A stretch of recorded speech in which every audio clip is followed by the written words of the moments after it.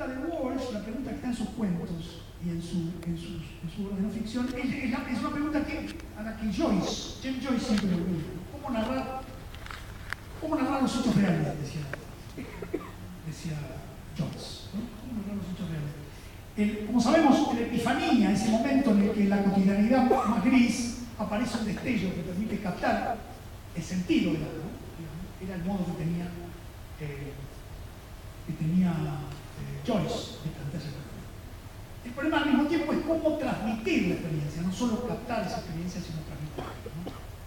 Y en ese sentido me gustaría contar un pequeño relato que he contado ya alguna vez y que circulaba en Argentina en 1979, en plena época de dictadura.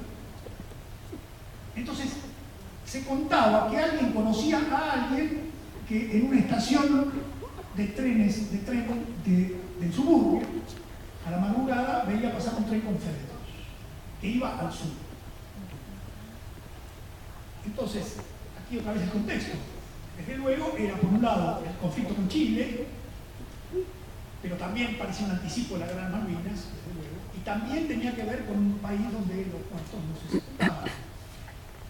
Entonces, por un lado, el carácter absolutamente alegórico y maravilloso, y lo extraordinario de esa figura de ese tren que cruza en la noche, un tren de carga, que pasa con esos féretros vacíos, que va hacia el sur, ¿no? Ese detalle siempre, los detalles son siempre claves en la narración, ¿verdad? Y una idea que me parece muy importante, que ahí siempre hay un testigo, que siempre hay un testigo, ¿no? Siempre hay alguien que ve eso.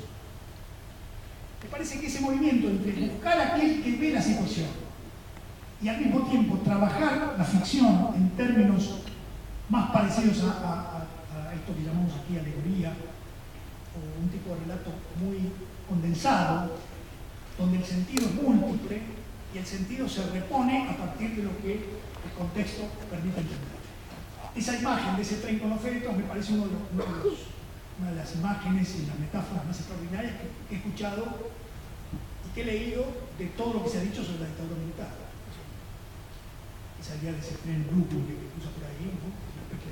Es una imagen increíble y seguramente alguien encontró, no se sabe nunca cómo surge, ¿no es cierto?, pero que tiene una perfección narrativa, una condensación, que siempre me ha hecho pensar en los relatos de Walsh. Entonces, les voy a leer, si me permiten, un par de páginas, tratando de ser un poco más sistemáticos si posible, en relación a dos procedimientos de Walsh que me interesaría marcar.